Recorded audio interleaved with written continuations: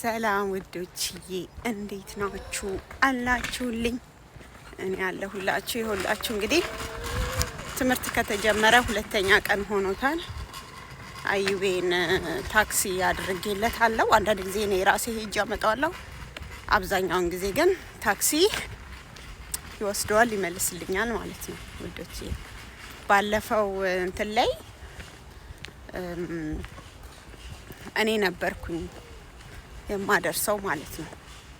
ታክሲውን አስቁሜ እኔ ነበርኩ ማደርሰው። ለምን ታክሲ ትንሽ ስትረስ ያደርገው ስለነበረ። ከዛ በኋላ ግን እኔ ሳደርሰው እንደውም ትንሽ ጊዜ ደህና ሆነ፣ ደስ አለው ምናምን ነገር። ከዛ እየቆየ ሲመጣ አልወጣም ማለት ጀመረ እና በግድ በልመና ተለምኖ ምን ተብሎ ነበር የሚወጣው ማለት ነው። ስንት ሰው መጥቶ በቃ ብዙ ነገር ተደርጎ በችኮላ መሮጥ ምናምን ነገር አይቻልም። እና ልክ በቃ አንድ ሰዓት ሁሉ ሊፈጅ ይችላል እሱን ለማስወጣት ማለት ነው። እና ወዶቼ አሁን እንደዛ አድርጌለታለሁ። ግን እንትን እለዋለሁኝ አሁን ታክሲው ደስ ብሎት ነው እየተሳፈረ ያለው። የዛን ጊዜ እየተሳፈረ የነበረው ያው ደስተኛ አልነበረም መሰለኝ። እኔ ራሴ ደስተኛ አልነበርኩኝም በታክሲው። ታክሲው ትልቅዬ ነው። ከዛ በኋላ ደግሞ ና ባባ መቀመጫ ቦታ ብዙ የለው፣ ለሃንድ ካፖች ነው፣ ብዙ መቀመጫ ቦታ የለውም ማለት ነው። ስለዚህ እኔም ደስተኛ አልነበርኩም፣ እሱም ደስ አላለውም መሰለኝ። ዛን ጊዜ ታክሲው አልገባም ይላል። አሁን ግን ያው ደስ የምትል ታክሲ ናት እየመጣች የምትወስደው። ደስ ብሎት ነው የሚገባው ጋይስ፣ ደስ እያለው። ይሄ እንግዲህ ያው ትላንትና ነው ያመጡት፣ እኔ ነኝ ያደረስኩት ትላንትና። ዛሬ ደግሞ ያመጡታል ይመልሱታልም ማለት ነው። እና አዩቤን ደግሞ እኔ ትምህርት ቤት ላደርሰው እየሄድኩ ነው። ያ አደርሰዋለሁ አዩብዬ።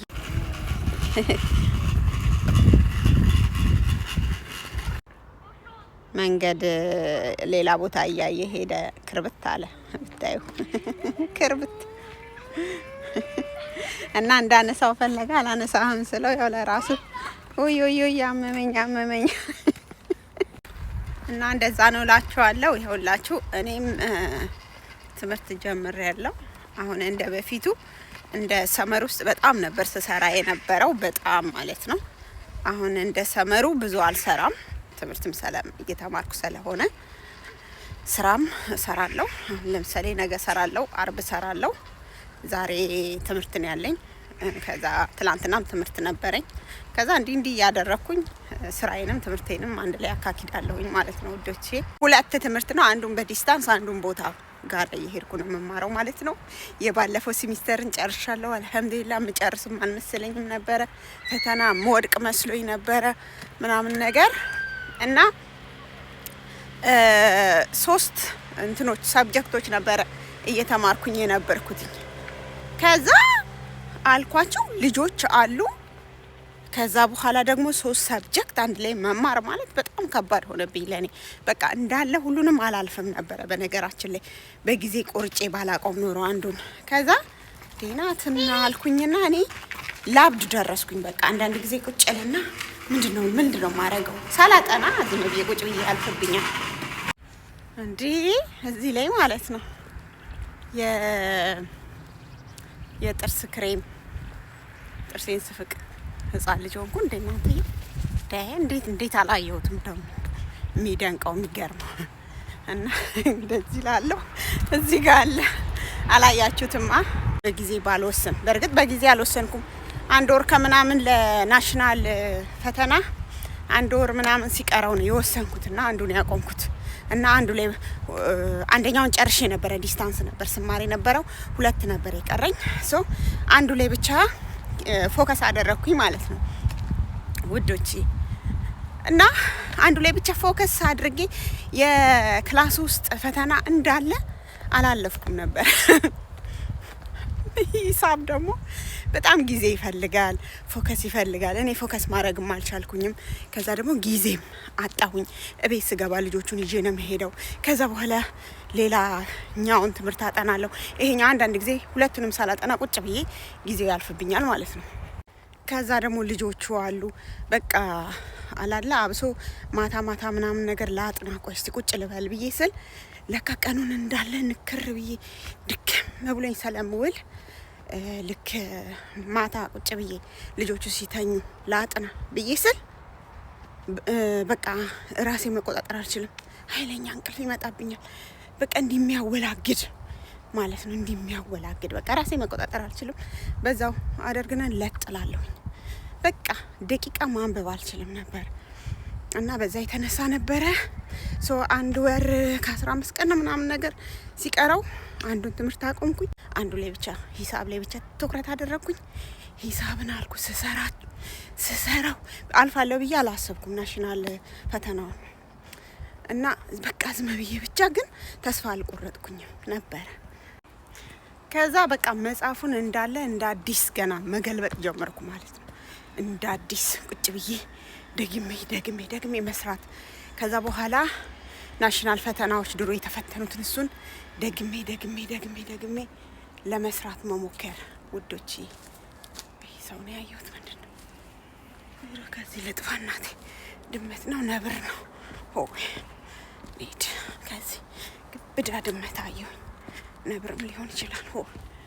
ሁለታ በእንትና አይቻለሁ በቪዲዮ አንደኛውን ሰውዬን ቀባ አድርጎት ሊበላው ሲያቀባብለው ከዛ ሰው ቢሉት አለቅም ብሎ ከዛ ማየት አልቻልኩኝም። እንትን አልኩት ሳይኔ ሮጬ ላምልጥ ከዚህ። ያ መፍራት ጥሩ ነው እና ወዶቺ ያለፈውን የተፈተኑትን ፈተና ከኢንተርኔት ላይ እየፈለኩ እንደ አዲስ እንትን ማለት ጀመርኩኝ። ከዛ ደግሞ አንዳንድ አስተማሪዎች ትንተና ይሰጡበታል እንዴት እንደሚሰራ እሱን ደግሜ እያየሁኝ ለራሴ መስራት ጀመርኩ ማለት ነው። እንዳለ መጽሐፉን እንደ አዲስ መአት ነው መጽሐፉ እንግዲህ። ከዛ በቃ ለራሴ ጊዜ አልሰጠውም ማለት ነው።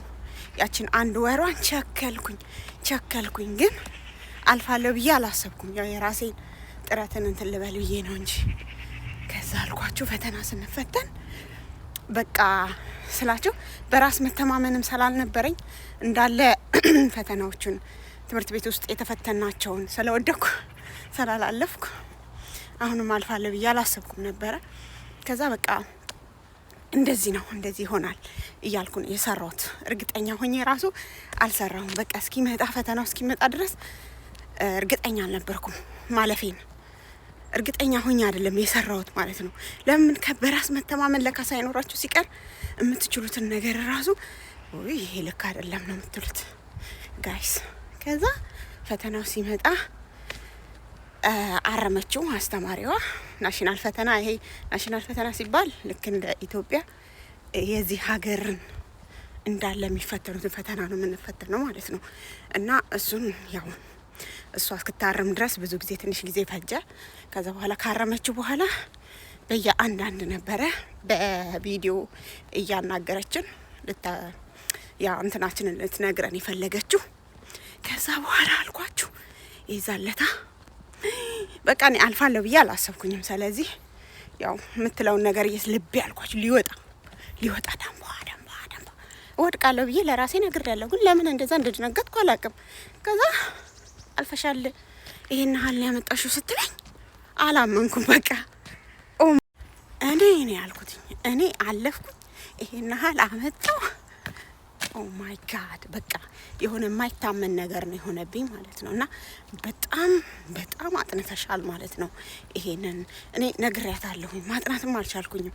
እና አንዱን ትምህርት አቁሜ ግን እዚህኛው ላይ ብቻ ፎከስ ላደርግ ነው ምናምን ነገር ስላት ጥሩ ውሳኔ ነው አለችኝ። ለምን እቤትም ስትይ ስለማታጠኝ ልጆች ስላሉሽ ቅዳሜና እሁድን ማጥናት ስለማትቺ አንዱን ብታቆሚ ጥሩ ነው አለችኝ። እሷም ደገፈችኝ።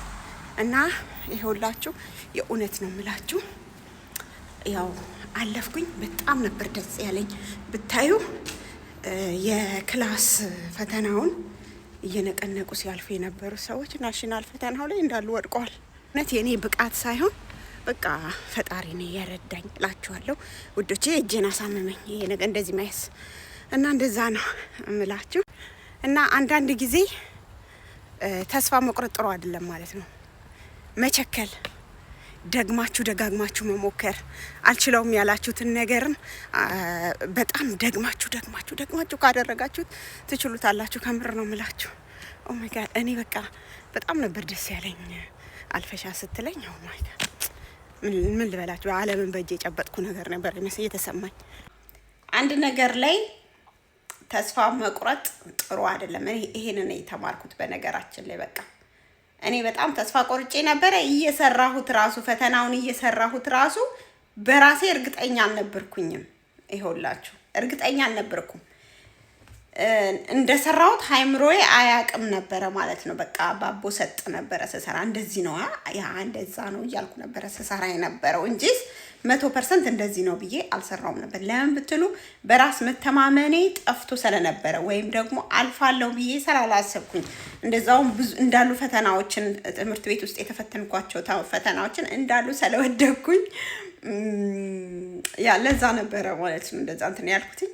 እና ውዶችዬ አንድ ነገር ከጀመራችሁ የእውነት ነው የምላችሁ ትኩረት ካደረጋችሁበት ወይም ደግሞ ጠንክራችሁ እዛ ነገር ላይ ከሄዳችሁበት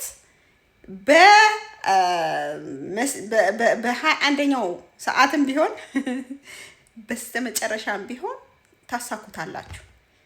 እና እኔ እሱን ነገር ነው የተማርኩት ማለት ነው ውዶቼ። ምንም ነገር አንችልም የምንለው ነገር የለም። ሁሉን ነገር ማድረግ እንችላለን ማለት ነው ትኩረት ካደረግንበት። እኔ ግን ትኩረትም ማድረግ አልቻልኩኝም ነበረ። ምክንያቱም እንግዲህ እቤት ውስጥም ልጆች አሉ፣ እቤት ውስጥ ማጥናት አልቻልኩኝም። ከዛ ደግሞ አብሶ ደግሞ ማለት ልጆቹ ከኔ ጋር መተኛት ስለለመዱ በቃ ትቻቸው ሌላ ሩም ውስጥ ሲሄድ ተንጋግተው ነው የሚመጡት። ስለዚህ ምንም ነገር በቃ ለራሴም ማታም እንደው እስቲ ቆይ እንቅልፌን ራሱ አሸንፌ እንትን ልበል ካልኩኝ አልችልም። በአጠቃላይ የማይቻል ነገር ነው። እና ውዶቼ የእውነት ነው የምላችሁ። ብቻ ግን ስላለፍኩኝ በጣም ደስ ብሎኝ ነበር። አሁን ደግሞ ባለፈው ያቆምኩትን ትምህርት እየተማርኩኝ ነው ውዶቼ። ልጆቼን የራሳቸው ሩም ውስጥ እንዲተኙ እያደረግኳቸው ነው። በነገራችን ላይ ያው እንግዲህ አላነጥፍኩትም እንዳትታዘቡኝ፣ ግን ላሳያችሁ እስቲ የልጆቼ ሩም አስተካክዬላችኋለሁ። አልሐምዱሊላህ የእውነት ነው የምላችሁ። በጣም ነው በራሴ የኮራሁት፣ በራሴንም በቃ በጣም የወደድኩት እላችኋለሁ። እና ውዶቼ የእውነት ነው የምላችሁ። ያው ግን ለያዕቆቤ ነው እንደዛ ያደረኩለት። በእርግጥ ይሄንኛው ቆይ ላሳያችሁ። አዩቤ በጣም መኪና ስለሚወድ ይኸውላችሁ እንግዲህ እንዳትታዘቡኝ አልኳችሁ ስላላነጠፍኩት ነው። ይኸውላችሁ የመኪና ያደረኩለት እንግዲህ ስገጥመው ኦ ማይ ጋድ ስንት ሰዓት እንደፈጀብኝ። የያዕቆቤ ደግሞ እንደዚህ ነው፣ እንደ እቤት ነገር ነው ያደረኩለት። በነገራችን ላይ ይሄ አንሶላ አልብሼው ነው እንጂስ እንደዚህ ነው። ግን እንደዚህ ሲለበስ ደግሞ የበለጠ በጣም ቆንጆ ይሆናል ማለት ነው ውዶቼ። እስቲ ወደ ውስጥ ገብቼ ላሳያችሁ። ያው እንግዲህ ያዕቆቤ ሊለምድም አልቻለም በነገራችን ላይ ውዶቼ። እና እንደዛ ነው ይኸውላችሁ የያዕቆቤ አልጋ ይላችኋል። ያ እንደዚህ አሳምሬለታለሁ። ግን እሱ አሁንም ቢሆን ከኔ ጋር መተኛት ነው የሚፈልገው፣ ከኔ ጋር መሆን ነው የሚፈልገው። እኔ ደግሞ ኖ ብያለሁ። አሁን ኖ ብያለሁኝ። በቃ አይቻልም፣ ለብቻቸው መተኛት አለባቸው። አሁን እንትንም ፒያኖ አዝዤላቸዋለሁ። ፒያኖ እዛ ጋር አደርግላቸዋለሁ። ከዛ በኋላ አልኳችሁ ያ ሀይ እስከ መቼ ድረስ ነው ከኔ ጋር የሚተኙት ጋይስ? በራስ መተማመናቸውንም መግፈፍ እኮ ነው። እና አዩ ብዬ በጣም በቃ ትንሽ ጊዜ ይላል፣ ከዛ ለጥ ነው የሚለው። ከዛ በኋላ ያዕቆቤ ግን ትላንትና ሌሊቱን እንዳለ ሲሮጥ ነው ያደረው። ትንሽ ሰዓት ተኛ። ከዛ በኋላ ሌሊቱን እንዳለ ሲሮጥ ነው ያደረው፣ ወደ እኔ እየመጣ ማለት ነው። እኔ መልሰዋለሁ፣ ይመጣል፣ መልሰዋለሁ፣ ይመጣል፣ መልሰዋለሁ፣ ይመጣል። ከዛ ዛሬም እንደዛው 2 ቀን ሆኖኛል ከጀመርኩኝ እና ዛሬም እንደዛው ነው ያደረገው ማለት ነው። ቶሎ አልተኛም። ከተኛ በኋላም ሲነሳ አደረገኝ ማለት ነው። በቃ መተኛት አልፈለገም ለብቻው። ከኔ ጋራ ብዙ አመት ይኸውላችሁ እንግዲህ 9 አመት ሆነው። ሱብሃንአላህ ጊዜው እንዴት ነው የሚሮጠው ጋይስ! 9 ዓመት ሆኖታል። 9 ዓመት ሙሉ ከኔ ጋር ሲተኛ ስለነበረ አሁን ደግሞ አዲስ ነገር እንትን ስል በእርግጥ ሀገር ቤት ከመሄዴ በፊት አምና ለብቻው መተኛት ጀምሮ ነበር። ሀገር ቤት ከሄደ በኋላ ከኔ ጋር መተኛት ጀመረ ሀገር ቤት እያለሁኝ። ከዛ በኋላ ማን ያላቀው ይኸውላችሁ ደናደር ስለው ራሱ ደናደሪ እያለ መተኛት ጀምሮ ነበር። ሀገር ቤት የፈራሁት ነገር ገጠመኝ ማለት ነው። አሁን ደና እንደምንም ብዬ አስለመድኩት። የዛን ጊዜ እንደዚሁ በዝም ብዬ አይደለም ያስለመድኩትኝ፣ ብዙ ጊዜ ፈጅቶብኛል እና አሁንም ምንም ጊዜ ይፍች አስለምደዋለሁ። እሺ ብሎ አክሴፕት አድርጎ በሃይምሮ እሺ ብሎ እንዲተኛ አደርገዋለሁኝ እስከ መጨረሻው ድረስ እንትን እላለሁ ማለት ነው። ይኸውላችሁ ውዶቼ ዛሬም እንግዲህ እዚሁ አስተኛዋለሁ። 3ኛ ቀን ይሆናል። ቀስ ቀስ እያለ እየተስተካከለ ይመጣል ብዬ አስባለሁኝ። ከዛ ይሄንን አሁን እኔ አንዳንድ ጊዜ ሃይምሮን ለመሳብ ስል ነው እንደዛ ማደርገው እንጂስ እንደዚህ ነው ማለት ነው። እና ይኸውላችሁ ገና እንደተነሳን ነው እንትን ያልነው እና የኔንም አልጋ ላሳያችሁ በዛው እንዴ የኔ ስለምን ይቅርበት አላነጥፍኩም። ግን ጋይስ የኔ አልጋ ደግሞ ይላችኋል እዚህ ጋር ነው እና ብቻዬን ለጥ ማለት ጀምሬያለሁኝ። አላነጥፍኩም እና እዚህ ጋራ ለሽ የብቻዬን ያዕቆብ የተኛ እያልኩኝ እየወሰድኩ እየመለስኩኝ አላስተኛም ብያለሁ ነው እምብኝ ሆኛለሁ። እና ወዶችዬ ይኸውላችሁ እንደዛ ነው እላችኋለሁኝ። እንደዛውም ደግሞ ደስ ያለኝ ነገር ምን መሰላችሁ? ይሄ ፍራሽ አሁን አልጋው በጣም ከፍ ብሏል። በፊት የራሱ ከዚህ ከአልጋው ጋር የገዛሁት ፍራሽ ነበረ። አሁን ለታ ግን ማለት ነው ምን አደረኩኝ መሰላችሁ? ለልጆቹ ፍራሽ መግዛት ነበረብኝ። ይሄ ፍራሽ 2 በ1 ነው። ይኸውላችሁ እንዲህ የተከፈለ ነው። ስለዚህ ሁለቱን አንድ ላይ አጋጥማችሁ ነው የምትተኙት ማለት ነው የነበረው። ከዛ ከላይ ደግሞ ኦቨር እንትን አለው ምንድነው ፍራሽ አለው። ከዛ ይኸውላችሁ እኔ ያንን የድሮ ፍራሼን ለምን ከልጆቹ ጋር ስተኛበት ስለነበረ እሱን እጥለዋለሁኝ ብዬ ነበር ያሰብኩትኝ።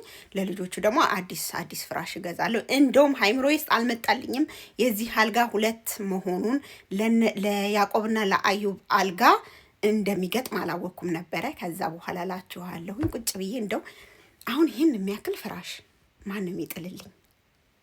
ትልቅ ነው ፍራሹ ሜትር 200 በ80 ነው። ከዛ በኋላ ማን ነው የሚጥልልኝ ይሄንን የሚያክል ፍራሽ? ከዛ ደግሞ ያንኛውንም ፍራሽ ሳመጣ እንዴት ነው የሚሆነው? መኪናዬ ትይዝልኛለች ምናምን እያልኩኝ እየተጨናነኩ እያሰብኩ ይኸውላችሁ ይስክ ይባላል እዚህ ሀገር። ከዛ ላይ አዝዣለሁ ማለት ነው። ግን ብሩን አልከፈልኩም። ሾፒንግ ሄጄ ነበረ ላመጣ ስል ነበረ የምከፍለው 2 ነበር የቀረው። እንደዛውም ደግሞ 60% ወርዶ ነበር የገዛሁትኝ። እሱም ደግሞ ስንት ነው? 3000 ብር ነበር የማወጣው። ከዛ በኋላ ድንቆጭ አልኩና ሳስበን አልኩኝ። ይሄውላችሁ እንዴት እንደቦረኩኝ፣ እንዴት ደስ እንዳለኝ፣ እንዴት እንደሳኩኝ ፍንድቅ ነው ያልኩት። በቃ አልኳችሁ የዛለታ ይሄ ሀሳብ ሃይምሮች ስለመጣ ቆይ ይሄ አልጋ ብድቅ አልኩኝና አልኳችሁ ይሄ አልጋ ቆይ ግን 2 ፍራሽ ነው አይደል ያለው? ስለዚህ ይሄ ፍራሽ ለያዕቆብ እና ለአዩብ አልጋ ይሆናል። ስለዚህ ምንድነው እያደረኩ ያለ? እንጣጣልኩኝና አልጋውን ግልብጥ አደረኩና ወስጄ አስገባው ለአዩብ እና የያዕቆብ አልጋ ውስጥ አልኳችሁ። እንጣጥ እንደ ልጅ ነው እንደዚህ እንጣጥ ያልኩት ብታዩት። ይሄን ስንት ነገር አተረፍኩኝ፣ ኤነርጂ አተረፍኩኝ።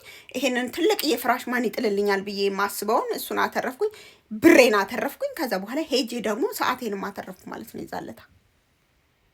በቃ ያዕቆብ ከኔ ጋር ስለነበረ አዩብም ስለነበረ ይዛለታ ዛሬውኑ ገዝቼ ዛሬውኑ መተኛት አለባቸው ብዬ ሃይምሮ ስለወሰንኩኝ ስለነበረ ሰው ነበር እንትን እያልኩኝ የነበረው። አሁን እቺ ሴትዮ የሆነች ከያዕቆብ ጋር እንድትሰራ ያደረኳት ሴትዮ አለች እና እሷ አሁን ላይመቻት ይችላል። አሁኑ ተነስተሽ ለ2 ሰዓት ያዕቆብን ጠብቂ ብላት ላይመቻት ይችላል። ምን ይሻለኛል እያልኩኝ እያሰብኩኝ ነበር። ይሄ ሲመጣልኝ አልኳችሁ ኦ ማይ ጋድ ህፃን ነው የሆንኩት። በቃ ይኸውላችሁ ውዶቼ አሁን አልጋው ከፍ ያለ ሆኗል፣ በጣም ከፍ ያለ።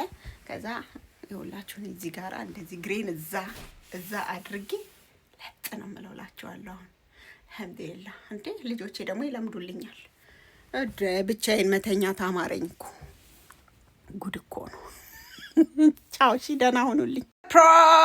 ሰርፕራይዝ ጋይስ፣ ይኸውላችሁ እንግዲህ እንደዚህ መጥቷል እላችኋለሁ። ዛሬ ይሄ ፒያኖ መጥቷል እና እንግዲህ ፒያኖ እጫወታለሁ ማለት ነው ጋይስ። ሄይ እስቲ ይሰማል እናማ ውዶቼ፣ ይኸውላችሁ እንግዲህ አሁን ፒያኖ ልጫወት ነው ማለት ነው። የስ ልጆቼ እንዴት ደስ እንደሚላቸው ስመጡ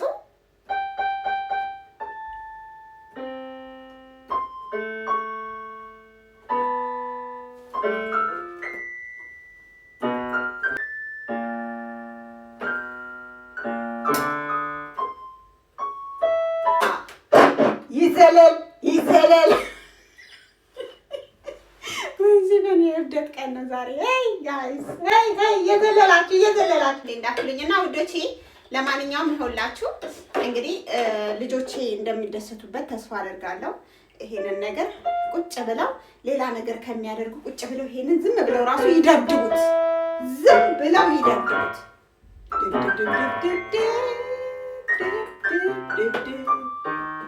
ድብ ያርጉት እና እንደዛ እላችኋለሁ። ይኸውላችሁ እንግዲህ ይሄ ፒያኖ መጥቷል። አልሐምዱሊላህ ልጆቼ በጣም በጣም በጣም ደስ እንደሚላቸው ተስፋ አደርጋለሁ። ይሄ ሁሉ ጥረቴ እንግዲህ ልጆቼን ለማስደሰት ነው። ማሻአላህ ተባረከላህ። ሰው ያ ይኸውላችሁ አልበላም አልጠጣም እያልኩ እነሱን ለማስደሰት የማላደርገው ነገር አለ ወይ? ሲፈን አም ሶ ሃፒ ጋይስ እና ያ እንደዛ ነው። ወዳችኋለሁ።